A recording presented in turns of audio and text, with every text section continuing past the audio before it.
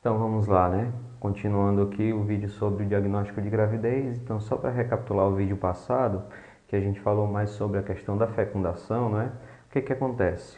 A mulher, ela libera o ovócito na tuba-uterina, geralmente lá para o 14º dia do ciclo menstrual, né? Que é quando acontece o pico do LH. Então, ocorreu o pico do LH, o folículo se rompe, tá certo? Liberando o ovócito. Ele libera o ovócito na tuba uterina e ele acaba liberando também prostaglandinas.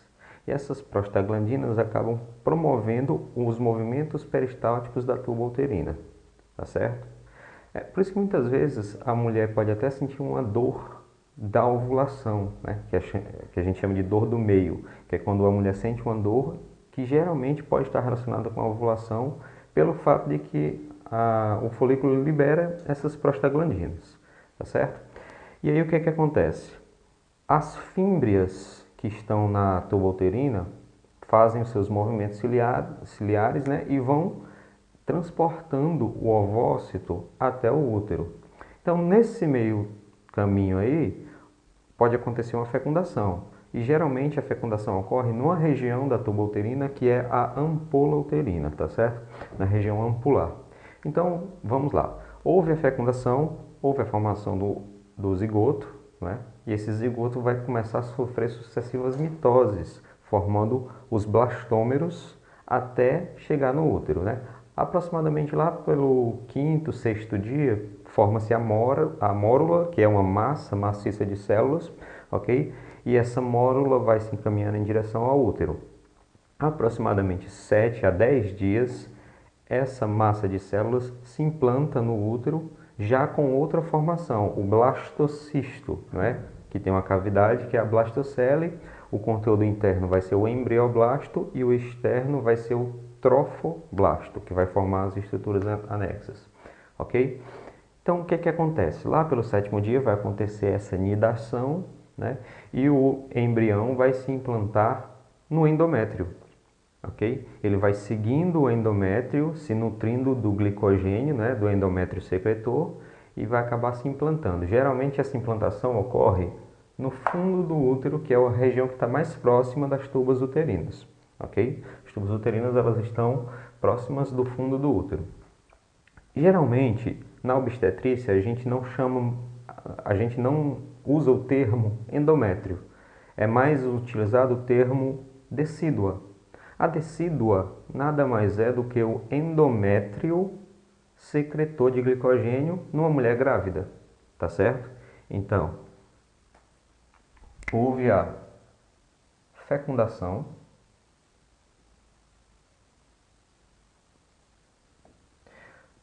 houve a formação do zigoto, houve a formação da mórula, houve a formação do blastocisto. O blastocisto se implanta no endométrio, que a gente vai chamar de decídua, então acontece a nidação, tá certo? A implantação. Essa nidação ocorre na decídua, tá certo? E essa decídua que implantou o embrião, a gente vai chamar de decídua basal. Decídua basal. Então, o que é que acontece aqui? O embrião formado, ele está se encaminhando em direção ao útero, né? E aqui ele se implanta no útero já na forma aqui de blastocisto, ó. Tá certo? Então, o blastocisto se implanta e essa região do útero onde ele se implantou vai ser a decídua basal, tá certo? Só que o embrião ele não fica apenas na superfície não, ele continua se nutrindo de glicogênio, então ele começa a adentrar no endométrio, adentrar na decídua, certo? Então ele começa a entrar, começa a fazer uma erosão no endométrio e adentra ainda mais profundamente, tá certo? E aí o endométrio vai acabar de certa forma envolvendo ele. Ou seja, a decídua vai acabar de certa forma envolvendo ele como se fosse uma cápsula, tá certo? E aí vai se formar a segunda decídua, que é a decídua capsular. Tá bom? Então ele começa aqui a se implantar, começa a entrar no útero. Nós temos aqui a decídua basal, onde ele se implantou. E agora a decídua capsular, que acabou envolvendo o embrião. Tá certo? E existe a decídua que não entra em contato direto com o embrião, que a gente vai chamar de decídua parietal,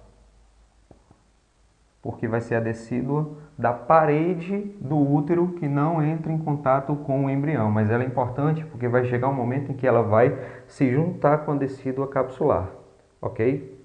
Então, o que acontece depois disso? À medida que o tempo vai passando, o embrião vai continuando a sua formação, tá certo? E aí, a gente vai ter uma estrutura mais ou menos assim. Espera aí. O útero, tá certo? O embrião, a partir da 12ª semana, a gente já tem a formação completa do embrião, tá certo? E essa formação completa do embrião, a gente vai passar a chamar ele de outro nome, né? Ele vai passar a se chamar feto. Então, a partir da 12ª semana, a gente tem a transição de embrião para feto, ok? E com essa transição de embrião para feto, a decídua capsular, ela cola na decídua parietal. Então, nós temos aqui a decídua capsular, certo? Que ela simplesmente cola na decídua parietal.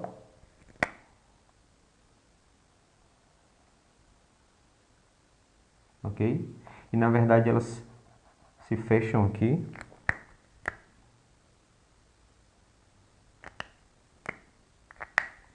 Se fecharam aqui. Só lembrando aqui, ó, colo do útero, né?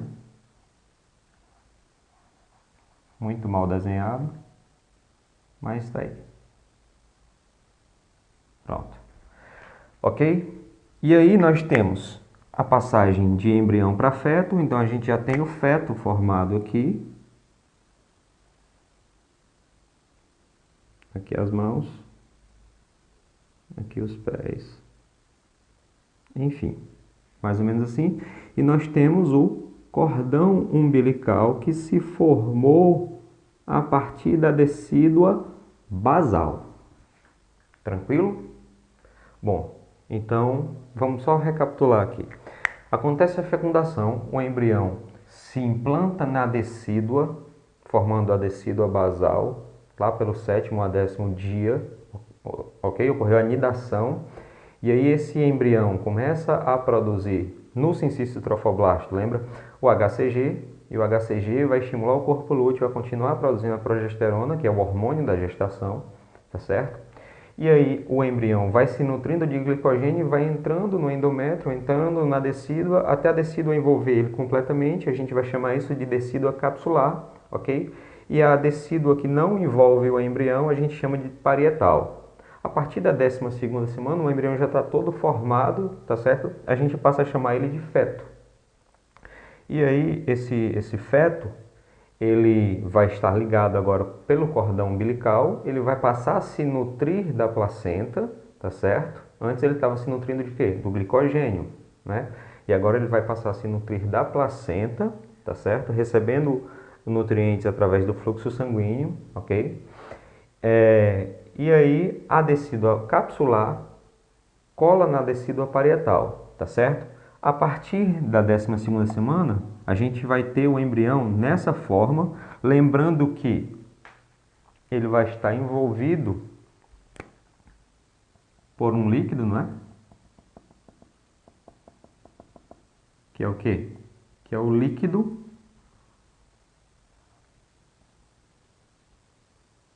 amniótico.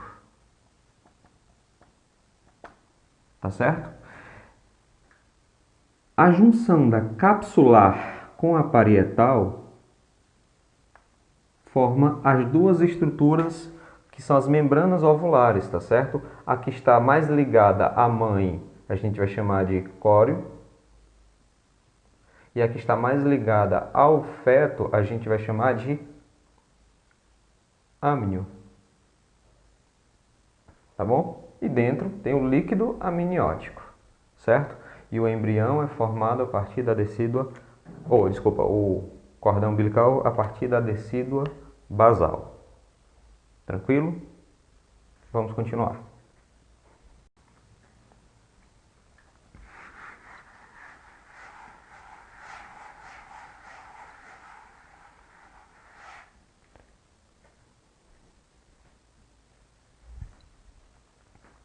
Então, existem 3 métodos para o diagnóstico da gravidez, ok? A gente pode tentar diagnosticar a gravidez através da clínica, através de laboratório ou através de radiologia, tá certo? De imagens radiológicas. Então, para diagnóstico de gravidez, 3 métodos: clínica, laboratorial, radiológico.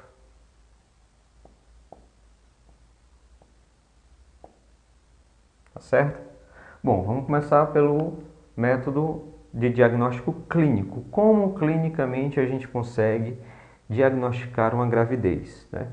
Existem os métodos de presunção, de probabilidade e de certeza. A gente chama de sinais de probabilidade, certeza e presunção, ok?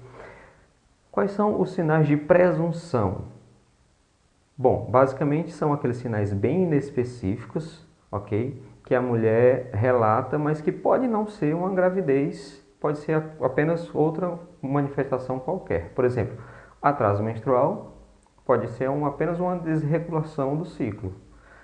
Aumento da frequência urinária pode ser qualquer motivo, né? Mas geralmente, no caso, se a mulher estiver grávida, esse aumento da frequência urinária, uma polaciúria, pode acontecer porque o embrião pode se implantar na parede anterior do endométrio. E quando ela se implanta na parede anterior do endométrio, mais na frente tem a bexiga, ok? Então acaba de certa forma fazendo uma leve irritação no detrusor da bexiga e ela pode ter essa polaciúria, certo? Pode ter dor, mastalgia, né? Dor nas mamas e tudo mais, mas são sinais totalmente inespecíficos. A mulher chega no consultório dizendo que está com dor nas mamas, você não pode simplesmente dizer que ela está grávida por causa disso não, ok?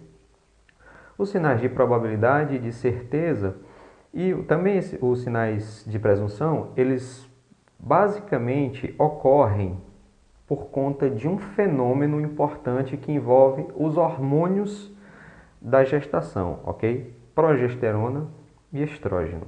E na maioria das vezes, né, em grande parte, o maior protagonista disso aí vai ser a progesterona, ok? Então vamos lá, vamos falar da clínica. A clínica vai estar muito relacionada com a ação da progesterona, tá certo? Então, a progesterona tem um papel importantíssimo, porque ela vai causar um fenômeno chamado embebição gravídica.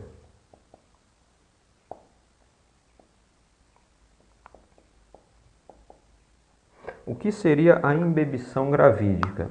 É quando nós temos um aumento da volemia por conta da progesterona. Então a progesterona ela faz com que aumente o volume de líquidos no organismo materno, tá certo? Por exemplo, a mulher geralmente diz que quando começa a tomar anticoncepcional ganha peso. Na verdade não é ganhar peso, ela retém líquido, né? Porque a progesterona ela tem esse papel de reter líquido. Só que no caso da gravidez, a progesterona produzida pela mãe, pela placenta, não é? Ela tem um potencial de causar essa embebição gravídica muito maior do que um anticoncepcional. Então, se o anticoncepcional, que tem pouca progesterona com relação à gravidez, já causa esse aumento de volume, imagina a progesterona na gravidez, não é? Então aumenta muito o volume. Na verdade, aumenta em 50% o volume sanguíneo, tá certo? Então vai acontecer o quê? Ó? A imbebição gravídica é o aumento em 50% de volume, ok? Vai causar uma hipervolemia. E o fato de causar essa hipervolemia, né? Se eu aumento em 50% o volume da grávida, ela vai precisar distribuir de forma mais efetiva esse volume sanguíneo. Então, para isso, ela tem que aumentar a quantidade de vasos sanguíneos, tá certo? Então, por conta da imbebição gravídica, por conta do aumento do volume, vai acontecer também um aumento dos vasos sanguíneos, ok? Então, vai acontecer também uma hipervascularização. Tá certo? E essa hipervascularização vai gerar efeitos em todo o organismo materno, tá certo? E esses efeitos no organismo materno a gente pode usar clinicamente para tentar diagnosticar a gravidez, tá certo? Mas geralmente esses efeitos eles vão gerar sinais de probabilidade, não de certeza. Os sinais de probabilidade e de certeza a gente pode dividir da seguinte forma: sinais de probabilidade.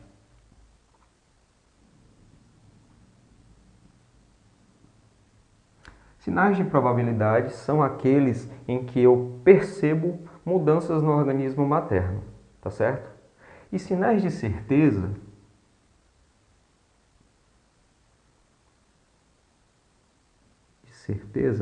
são aquelas modificações no feto.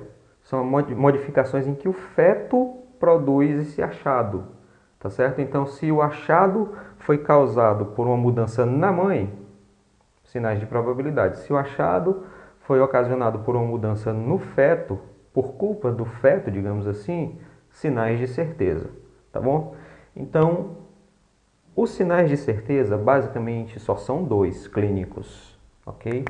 A gente pode colocar aqui que são os batimentos cardiofetais. A gente consegue perceber o batimento fetal. Então, se eu consigo, ao escutar um batimento fetal, aí é sinal de certeza. Eu não vou ter dúvida de que essa mulher está grávida, tá certo? E também os movimentos fetais.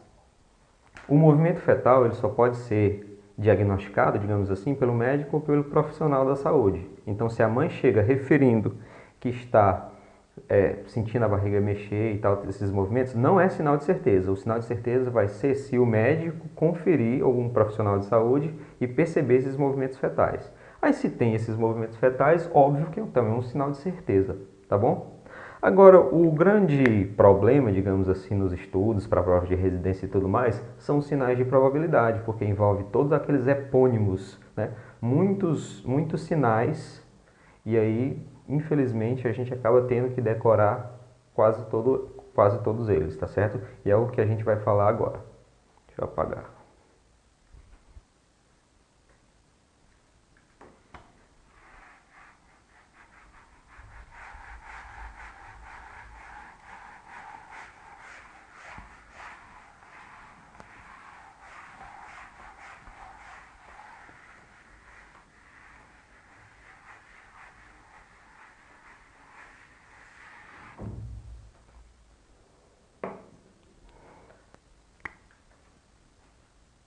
Sinais de probabilidade.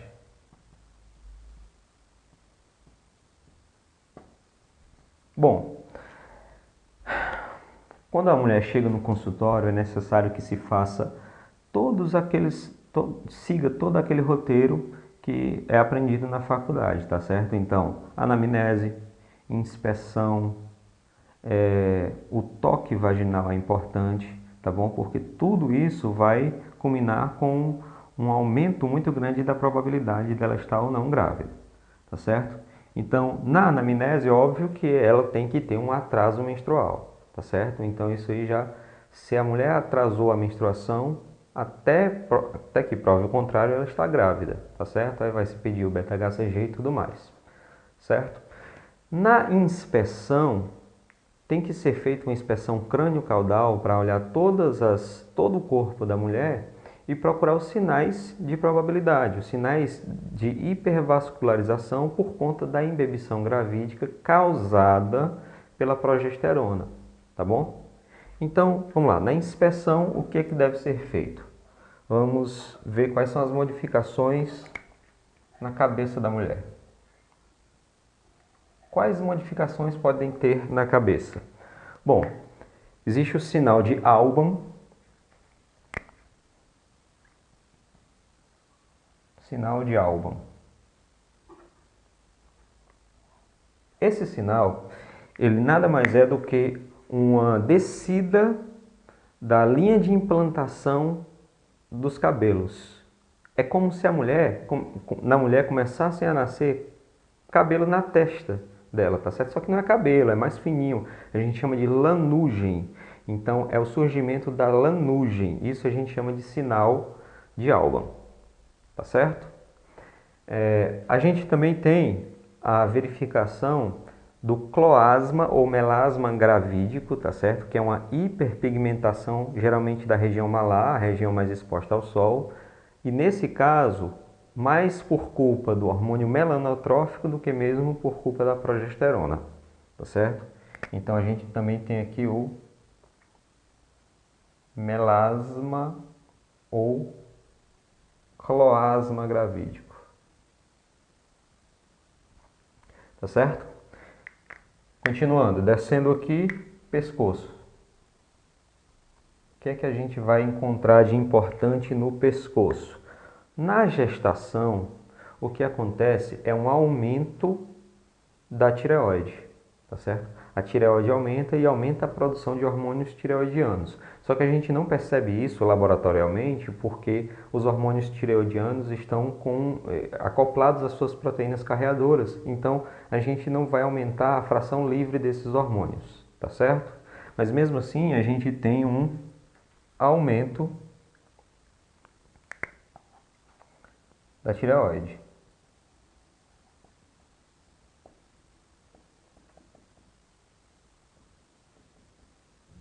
Certo?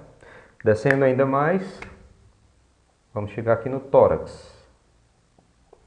E aí a gente tem basicamente 3 modificações importantes no tórax. Primeiro, sinal de Hunter.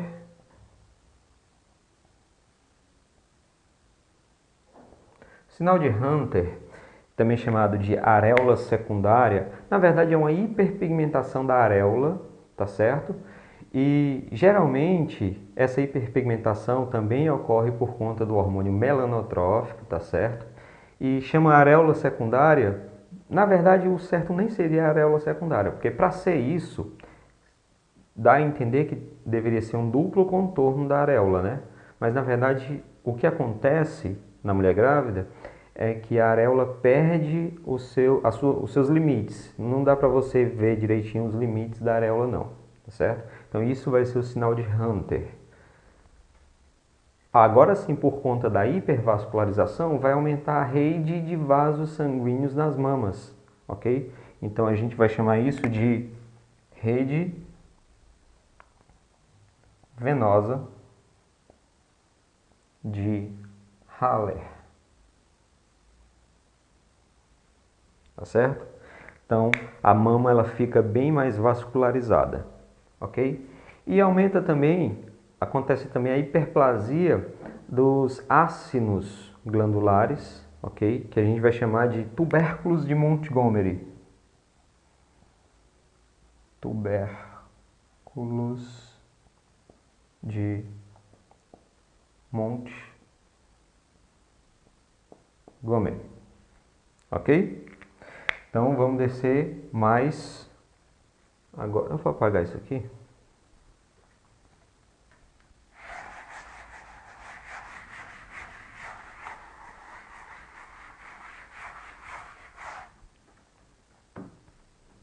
Agora a gente desce para o abdômen.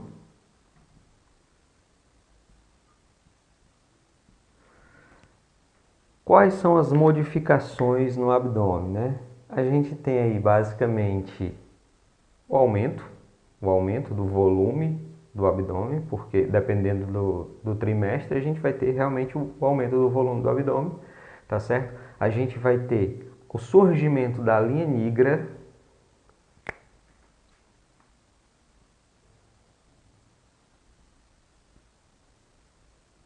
A linha nigra, ela é a hiperpigmentação dessa lanugenzinha que fica da cicatriz umbilical para baixo, tá bom? E falando em cicatriz umbilical, a gente vai ter no início da gravidez uma retração da cicatriz umbilical. É como se o útero puxasse a cicatriz umbilical para baixo, tá certo? E aí no finalzinho já da gravidez, essa cicatriz umbilical volta ao normal, ou então às vezes pode acontecer até um certo abaulamento, ok? Bom, abdômen, e aí a gente fala do órgão genital, tanto externo quanto interno, tá certo? Então quais são as modificações nos órgãos genitais externos? A gente vai ter basicamente o aumento da vascularização, tá certo? Provocando um certo escurecimento, digamos assim, da vulva e da vagina, ok? Que isso vai dar para ser percebido clinicamente como sinal de Jacqueminot e Cluge, ok? Sinal de Jacqueminot,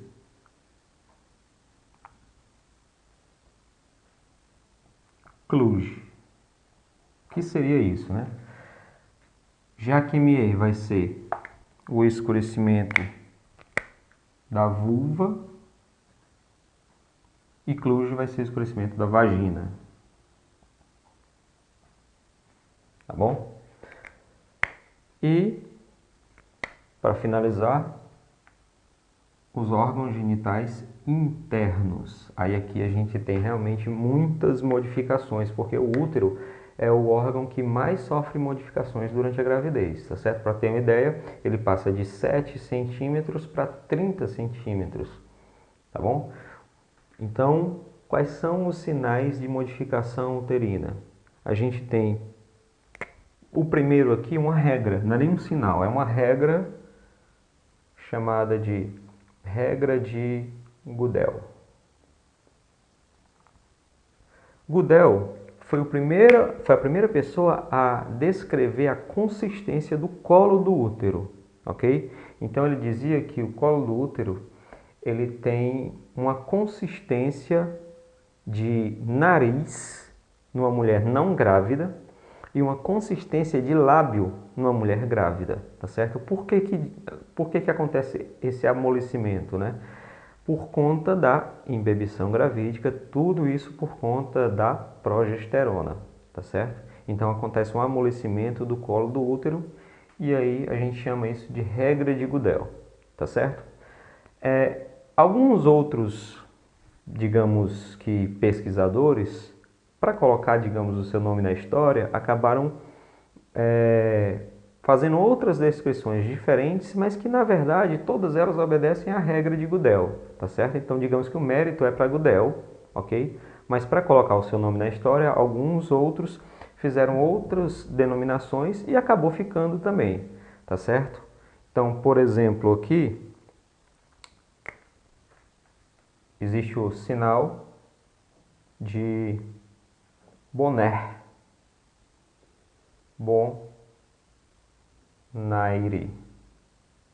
Bonner, na verdade, foi um cara que dizia que o útero ele não tem, o colo do útero não tem a consistência de um lábio, e sim a consistência de um figo maduro. Traduzindo, é basicamente a mesma coisa, tá certo? Lolaine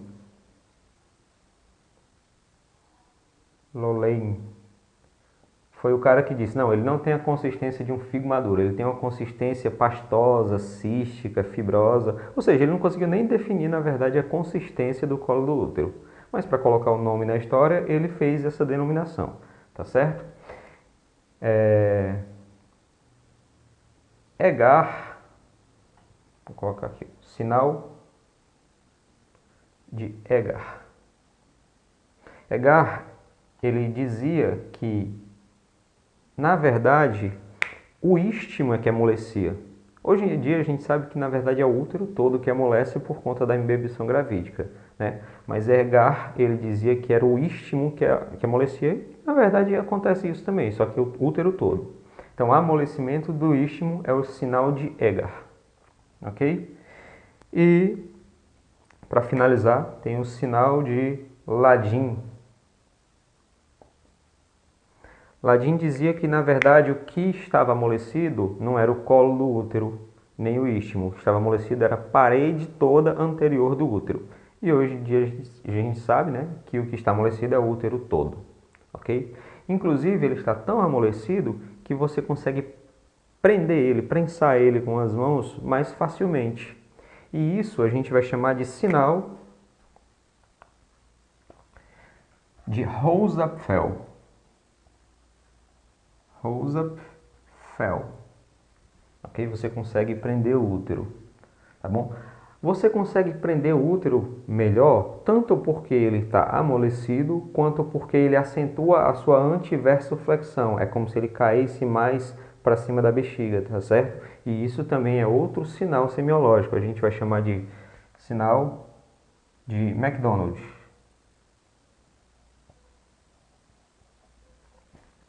Ok? Bom, continuando então. Além desses sinais, existe o sinal de pulsos. O que é o sinal de pulsos? É o sinal do rechaço uterino, né? Quando você faz o toque vaginal e encosta no colo do útero, o que acontece? Está aqui o colo do útero, você faz o toque e empurra o colo do útero. Você empurra o colo do útero e ele volta com uma certa pressão nos seus dedos.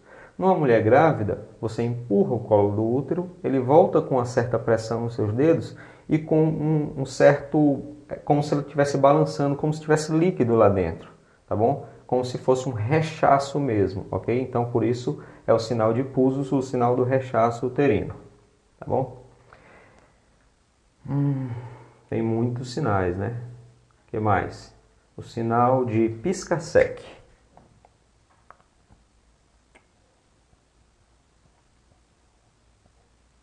Pisca-seque. Sinal de pisca-seque vai ser o aparecimento do sulco longitudinal. O que é isso? É mais ou menos assim, ó. Você tem o útero, certo?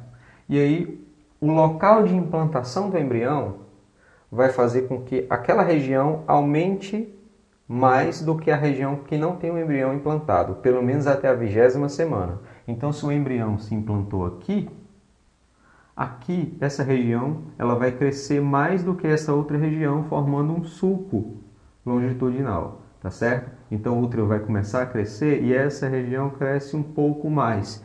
Ou seja, é assimétrico, tá bom?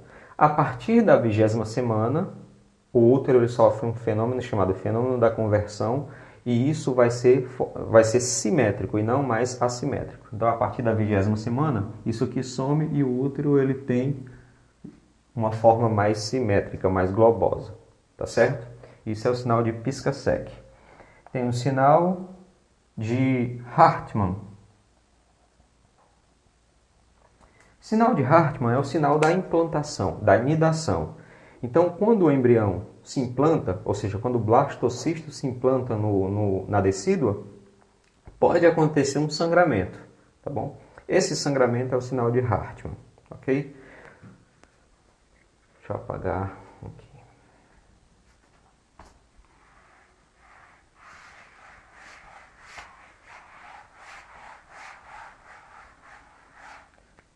Próximo sinal. Sinal de Osiander. O sinal de Osiander nada mais é do que o aumento da pulsação da artéria vaginal longa. Então, a artéria vaginal longa está na parede posterior da vagina. Quando você faz o toque vaginal, você consegue sentir a artéria batendo nas costas dos seus dedos, pulsando, tá bom? Ela aumenta essa pulsação justamente por conta da imbibição gravídica, por conta da progesterona, ok? Tem o sinal de Noble-Boudin.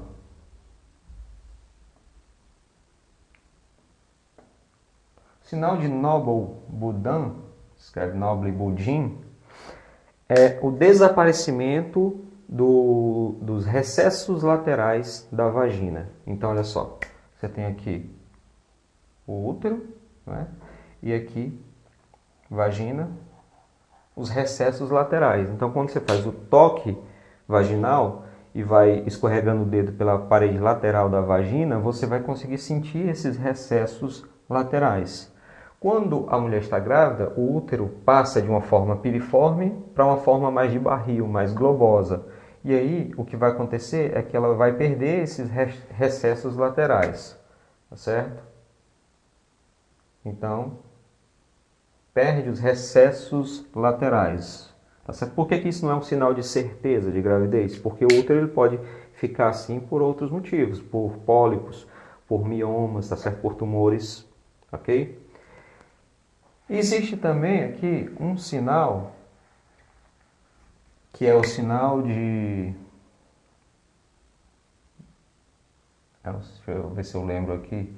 É o único sinal, é um dos únicos sinais em que a culpa dele acontecer, digamos assim, não é da progesterona, e sim do estrogênio, ok?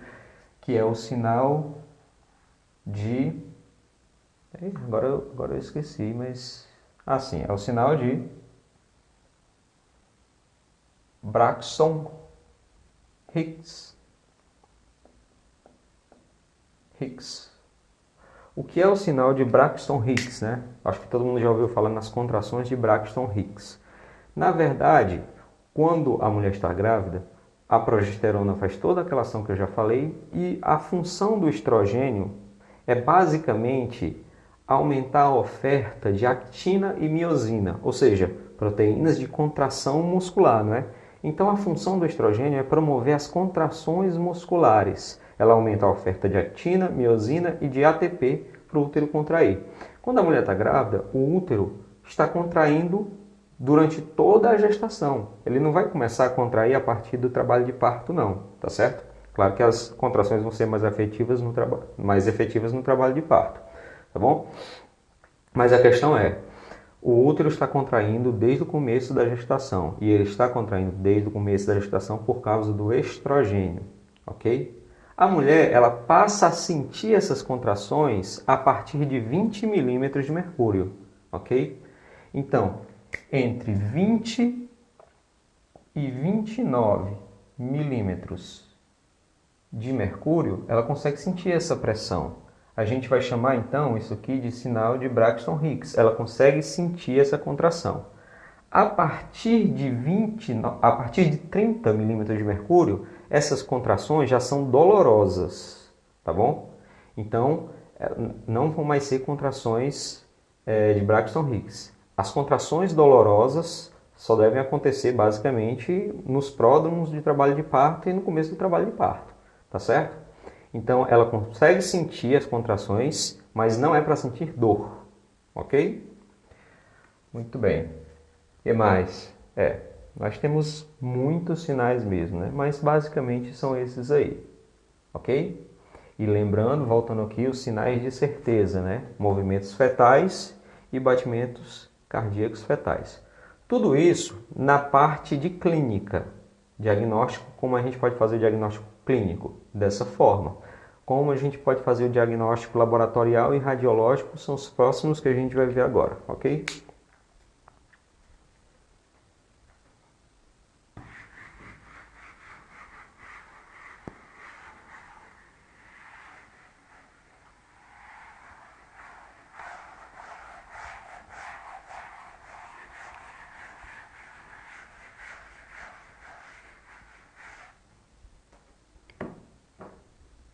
Como então a gente faz o diagnóstico laboratorial?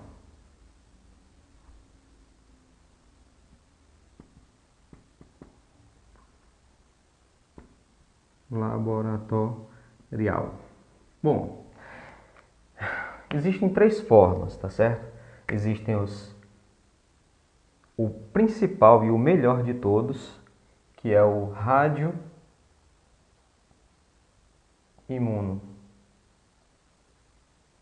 ensaio, tá certo? Existem os testes imunológicos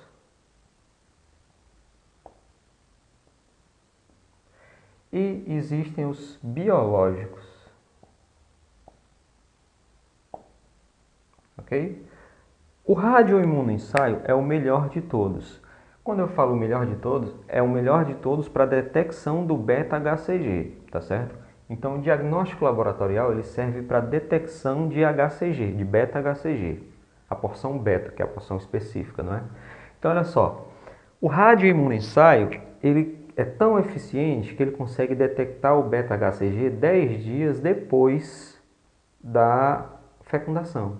Então, ocorreu a ovulação lá no 14º dia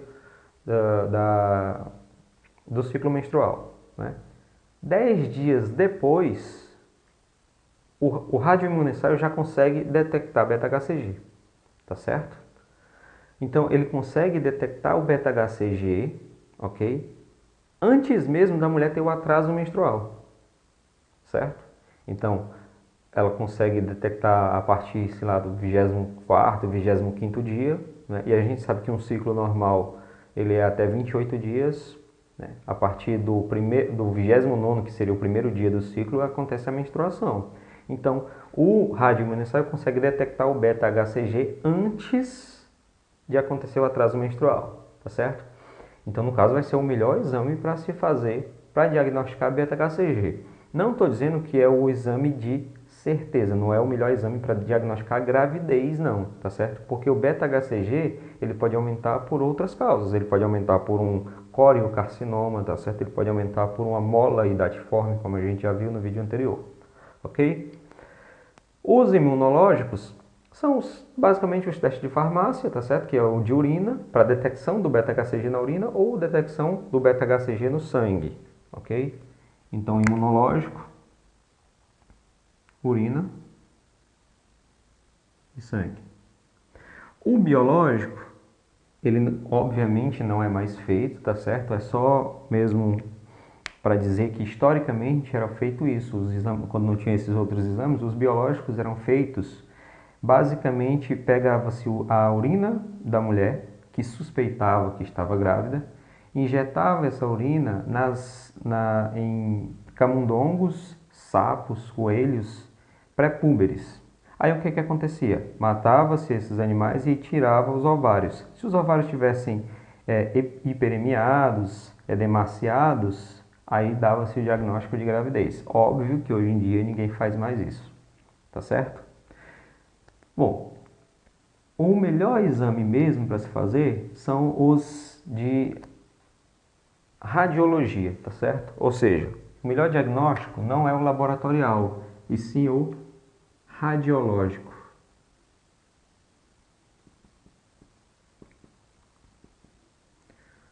Basicamente é raio-x, ultrassonografia. Olha só, raio-x pode ser feito na grávida, tá certo? Uma grávida consegue suportar até 10 rads, que significa 100 raio-x, tá bom? O raio-x ele vai detectar a partir da 12ª semana. Não sei se vocês lembram, mas no começo da aula eu falei que a partir da 12ª semana a gente já tem a formação do feto, não é? A transição de embrião para feto. Ou seja, a partir da 12ª semana acontece a formação completa, a organogênese completa e aí a formação da última estrutura, que é o esqueleto.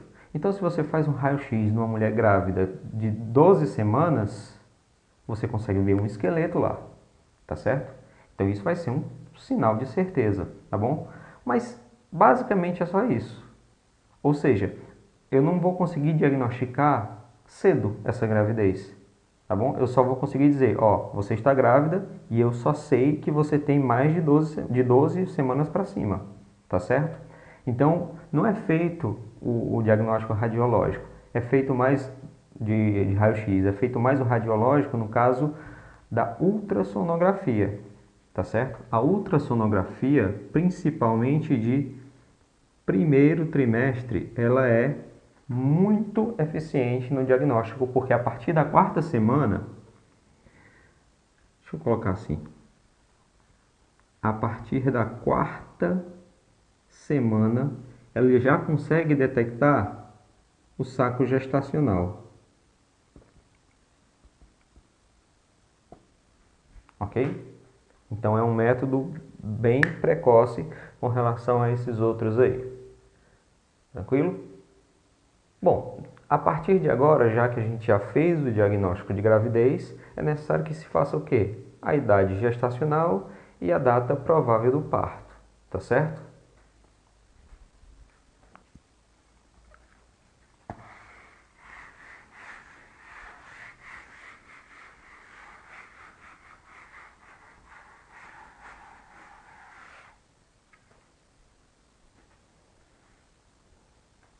Então, como a gente faz o cálculo da idade gestacional? Existem várias formas de se fazer o cálculo da idade gestacional, tá certo? Eu posso fazer o cálculo pela data da última menstruação, então isso aí a gente vai chamar de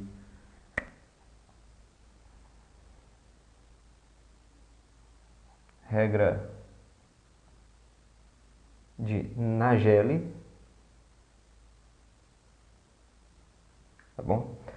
Que eu vou pegar a data da última menstruação, e aí a partir da data da última menstruação, que é o primeiro dia, tá certo? Não é o último dia que a mulher menstruou, não, é o primeiro dia da menstruação, ok? Eu vou somar 7 no dia e vou subtrair 3 no mês. Tranquilo? Então, se a mulher teve a data da última menstruação no dia 3/5, qual vai ser a data provável do parto? A data provável do parto vai ser o 3 mais 7 vai ser 10 e o 5 menos 3 vai ser 2. Então, vai ser no dia 10 de fevereiro, ok? Isso para a data provável do parto, né? Como é que a gente faz a idade gestacional? Pela DUM, a idade gestacional, a gente vai fazer somar os meses desde a data da última menstruação até o atual, ok? E aí a gente divide por 7.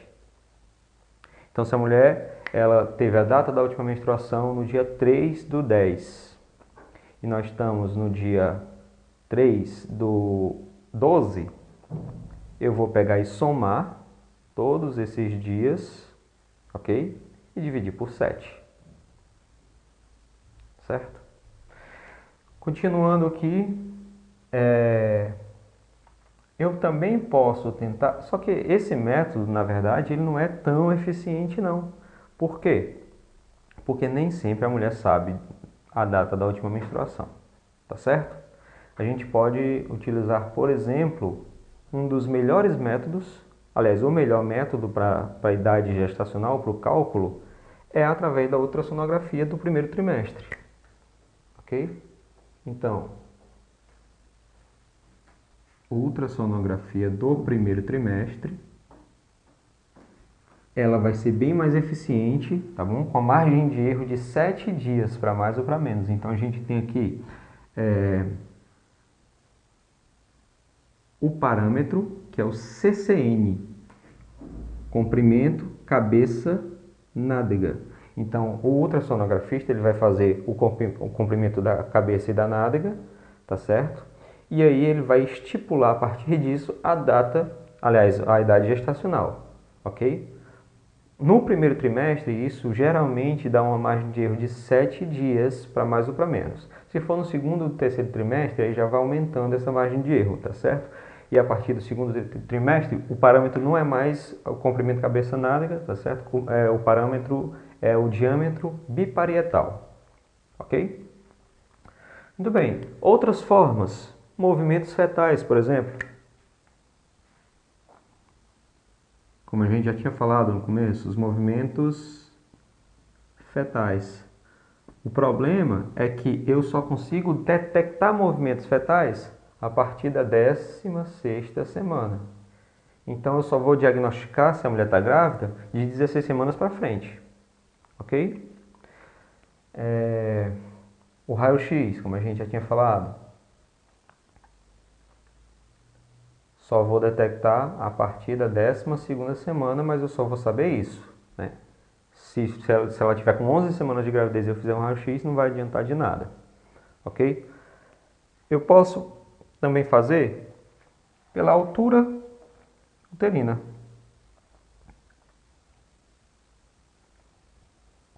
Altura uterina. Então, olha só. Até 12 semanas, até a 12ª semana, o útero ele está intrapélvico. Certo? Então, até 12 semanas ele está intrapélvico. De 12 semanas até 20 semanas, ele vai estar, quando ele chegar na 20ª semana, ele vai estar, o fundo uterino vai estar na cicatriz umbilical, tá certo? E de 12 a 20 semanas, a idade gestacional vai ser a altura do fundo uterino, tá certo? Então, com a altura do fundo uterino de 13 centímetros, a gente vai ter uma gestação de 13 semanas. 15 centímetros, 15 semanas. 20 centímetros, 20 semanas. A partir de 20 centímetros, o útero sofre aquela alteração, né? Aquele fenômeno da conversão, ele fica mais globoso e tal, e aí já vai dar uma margem de erro, ok? Então, se tiver com 22 centímetros, já não significa 22 semanas. Pode ser 22 semanas, mas pode ser 2 para cima e 2 para baixo. Ou seja, está com 22 centímetros, a gestação pode estar, a idade gestacional pode ser de 22 semanas, ou pode ser de 24 semanas, ou pode ser de 20 semanas. Tá certo? Isso até a 36ª semana. Então, olha só, de 20 a 36 semanas, ó, de 12 a 20 vai ser a altura uterina. De 20 a 36 semanas vai ser a altura uterina mais ou menos dores. Tá certo? Porque de 36 para frente não tem muito aumento da altura uterina não, ok? O útero já está bastante pesado e tudo mais, e aí fica mais difícil. Tranquilo? Bom, então basicamente é isso. A partir daí dá para a gente tentar se aprofundar um pouco mais nos livros, ok? E a gente se vê no próximo vídeo.